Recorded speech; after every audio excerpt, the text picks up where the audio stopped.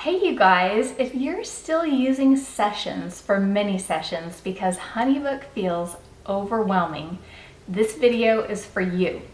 For years, I paid for sessions every time I ran mini sessions, not because I loved it, but because I didn't want to figure out how to set it up properly inside HoneyBook.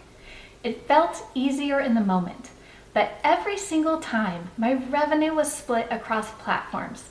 My reporting was messy at the end of the year, and my finances felt unnecessarily complicated. And honestly, it bothered me. So I finally forced myself to learn how to set up mini session online booking fully inside HoneyBook using their lead generation tool combined with the scheduling tool. And once I understood how the pieces connect, everything changed. It's cleaner. It's fully on brand. Everything lives in one place. My financial reporting is accurate, my workflows are automated, and there's no more scrambling at tax time trying to piece together numbers from multiple platforms. That alone makes me very happy. But there was one unexpected benefit I didn't anticipate. It actually helps my SEO, and I'll explain what I mean by that in just a minute. If we haven't met yet, I'm Lindsay. I'm a family photographer and photography educator, and I publish new videos every week to help photographers build profitable, organized businesses. I've rebuilt my photography business twice, and the second time around, I focused heavily on systems and intent-based marketing. And what I've learned is this: when your systems are clean, your creativity feels lighter. Mini sessions are amazing for cash flow. They're amazing for filling your calendar, but only if the back end feels simple and organized. For a long time, I avoided learning HoneyBook's full capabilities because it looked like too much. I'd log in, click around, feel overwhelmed, and think, I'll deal with this later. So I default back to what felt familiar. But that easy shortcut was costing me money and clarity. Once I sat down and actually learned how to combine the lead form with the scheduler and automate the invoice and contract, it stopped feeling complicated and started feeling logical. Now, when someone books a mini session, everything happens inside HoneyBook. They select their time slot, they receive their contract, they receive their invoice, they pay, and it's all tracked automatically. My reports are accurate, my bookkeeping is simple, and my brand experience feels seamless from start to finish. And here's where the SEO piece comes in. Instead of sending traffic off to an external booking platform, I embed my HoneyBook lead form directly onto a landing page on my website. That landing page is optimized for a specific location or seasonal keyword. Google indexes that page, the traffic stays on my domain, and my authority builds over time. So instead of splitting my ecosystem across multiple tools, everything works together. My marketing, my booking system, and my reporting all live in one container. Okay, let's go take a look behind the scenes and I'll show you step by step how I set up mini sessions in HoneyBook. Hey you guys, I wanted to quickly show you how I create my mini session signups using HoneyBook and my own website. So I'm going to start at the end and work my way back because I feel like seeing the finished product is super helpful. So here is my website, and this is the landing page I have built for spring mini sessions. I only offer mini sessions in the spring and fall, so I have a page for each of those sessions. This one, I copied a template from a portfolio page, so I feel like it's a little more polished than usual, but you can do whatever you want. You can make a blog post, you can make a website page. I don't have mine linked onto my website all year. I just link it when the timing is appropriate. Like in the spring, I put my spring booking page up, and in the fall, I put my fall booking page up. So when you build the HoneyBook scheduler, it gives you either just a URL link that you could put on your website, or you have the option to embed it. I always just use the link because I'm all about things being super easy. So each of these photos here are where I am offering mini sessions this spring. And so when I click on one, that is how you sign up. So I want you to think of your location as the anchor, or like the lead capture form is the location. So that's kind of the baseline of everything. I feel like it helps to think of it that way. So this is my Brushy Creek mini session sign up that I created through HoneyBook. So this is a finished product. You'll see when we get in there how customizable this is. And there really aren't any limits of how you want this to look or work. There's two things I want to highlight. This is a scheduler, so where they actually schedule their mini sessions.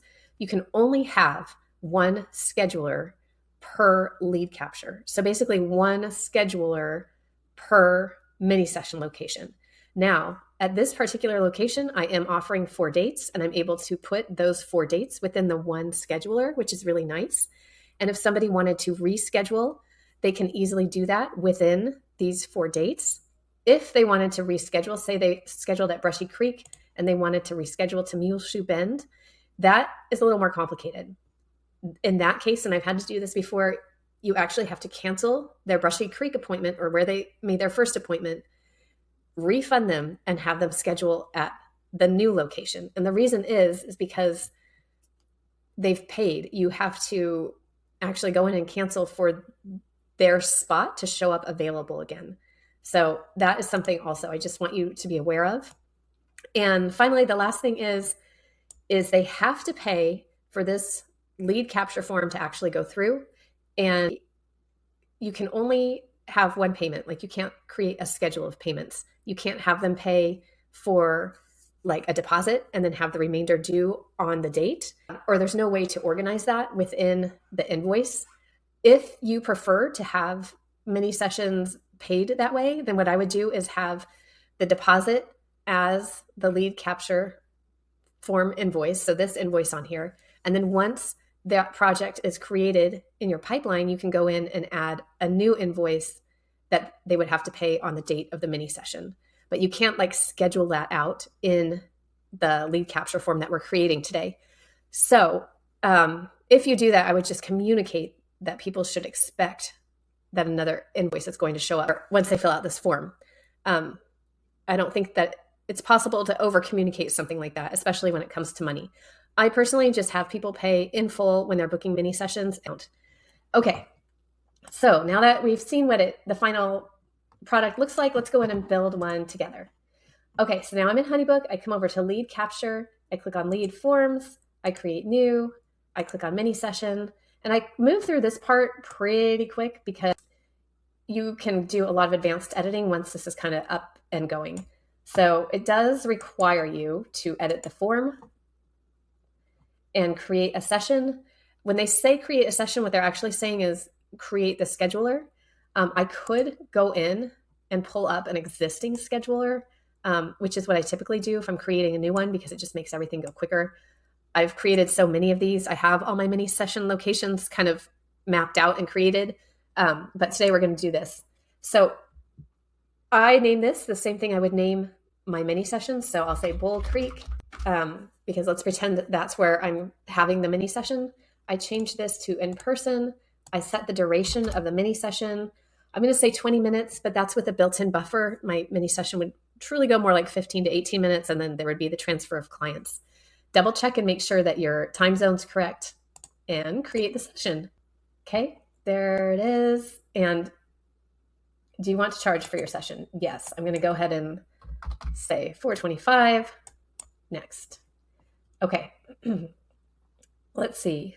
Now, these 2 items you cannot delete because it's creating a new project, so it needs a name and an email address in order to create the new project. You can delete these, and I'm going to go ahead and do it because I'm going to do more advanced editing when we get into the advanced editor.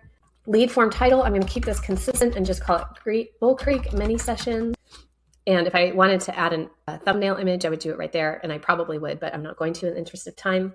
This lead form confirmation email, I don't like what it says, and it's not editable, so I never have that turned on. That's completely up to you what you want to do.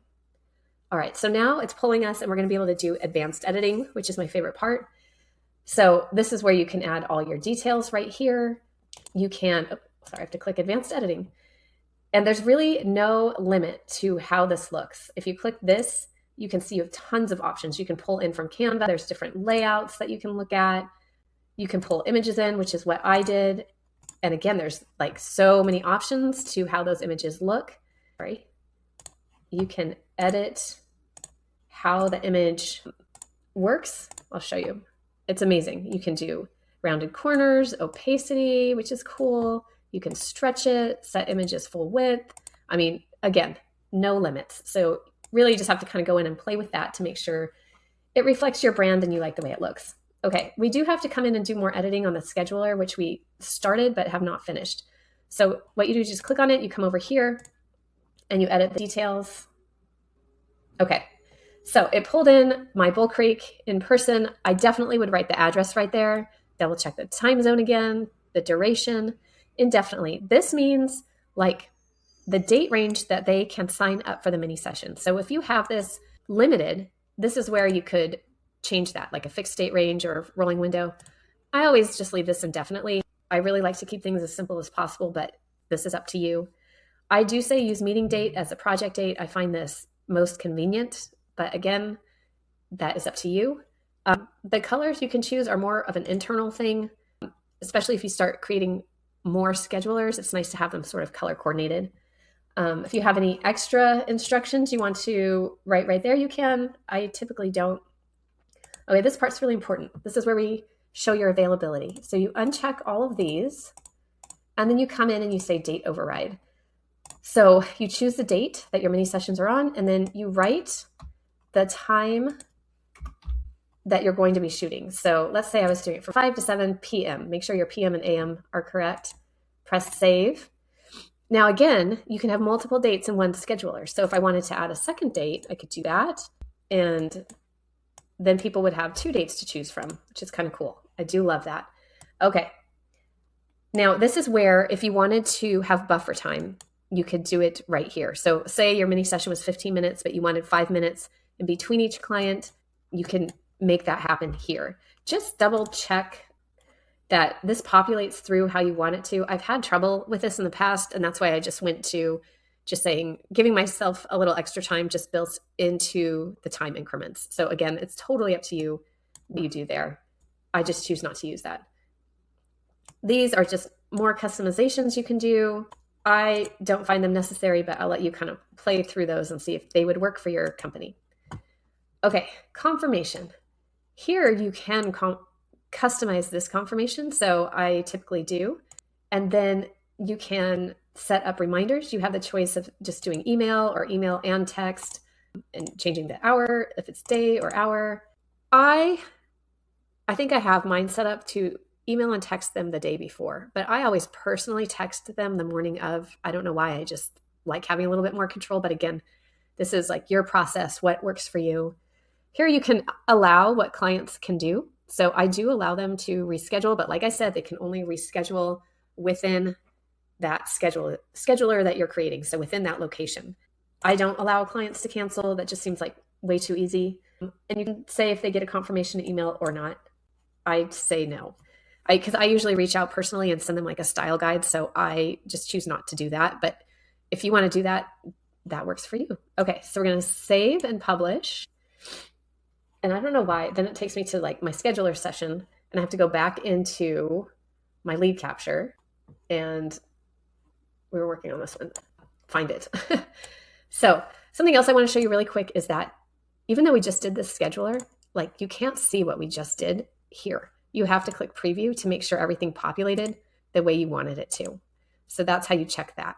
So then exit preview, and then we're back to editing. Okay, so we did the scheduler. Now we're at the form part correctly. Okay, there's a few things you can do here. You can either just add more questions, and you can change what the question type is. Like you have tons of options over here. If you have like a form that you typically use for mini sessions or family form that you want to pull in that's already existing, you can do that. So the way you do that is you can just come up here and click reuse a block content, and it pulls up your existing templates or forms that you've already created. So let's see if I have a Bull Creek one here. Oh, I do. There we go. I'm going to pull it in. Now it pulled in my form, and obviously I have like the name field on the form. So I would delete this because I already have that up there. And I'd look for email address and I'd delete that. And then I'd go in and just sort of make sure these questions were pertinent and I liked what it said. But I love this because my disclaimer is here at the bottom and it saves me a ton of time not to rewrite that. But again, there might be some details in there like the pricing, or if I have any date specific stuff, then I would go in and edit it. Okay, next we're going to do the invoice. And it's kind of the same thing. You can pull in an existing invoice by clicking right here and pull that in. Or if you want to just start from scratch, you just add a new service, type it in. If you do this, then you want to make sure that tax is highlighted. So that you come over here, add tax, and then you actually have to come back here and check this box. So I just wanted to highlight that. And then I'm just showing you that you can't change the date. So the due date is the day they are submitting it. So I never have reminders sent because it's due the day they submit it. So, okay. And here's what it looks like. You can have this part on here, or you don't have to have the tip part on there. It's right here. If you click on this, you can turn this on or off.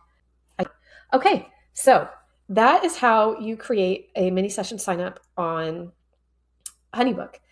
I'm just going to show you one more thing really, really quick, because I have these sessions also created, and it's like a weeknight shoot, and it allows them to book a mini session without the location connected to it. So that is what this form looks like. And I just wanted to show you this as an option. So they fill out the form and they pay the invoice. And then I reach out to them to dial in the detail locations. So this doesn't have a scheduler on it. It's just the form and the invoice. It won't let me go to the invoice because I haven't filled out anything. But that's also an option if you want a little bit more flexibility and you're doing like sort of mini sessions just for a month. But like for me, the reason I do this is we have bluebonnets here in Texas. They bloom for the first 2 weeks of April usually. It's a really short window. And I offer mini sessions on the weekend. But if people want to book weekday dates and need a little more flexibility and they just want to pay for it, and then I reach out to them and I schedule it with them and figure out all the details, that works too. And it's really, the ease of that is really nice. So I just wanted to highlight that as an option for you. And the way that you would do that is just create a lead capture without the scheduler. So to do that, I would just copy my form that I just made, and then I would edit the form. I'd rename it and edit it, and then I would just delete the scheduler. It's just seriously as simple as that. So just edit that, then you just have the form they fill out and they pay the invoice, and then you dial in the details after they've paid. So that's just another option for you if you want. Okay, I hope this was helpful, you guys. Thanks so much. All right, I hope that tutorial saves you some time and frustration. If mini sessions have felt messy behind the scenes for you, I hope this gives you confidence to simplify them. It took me one slightly uncomfortable afternoon to learn this properly, and it saved me time and money and stress every single season since. If videos like this help you run your business more clearly and confidently, consider subscribing. I share practical guidance every week for photographers who want their businesses to feel organized and profitable instead of chaotic. And if you have specific questions about your HoneyBook setup, drop them in the comments because I read every single one. You've got this.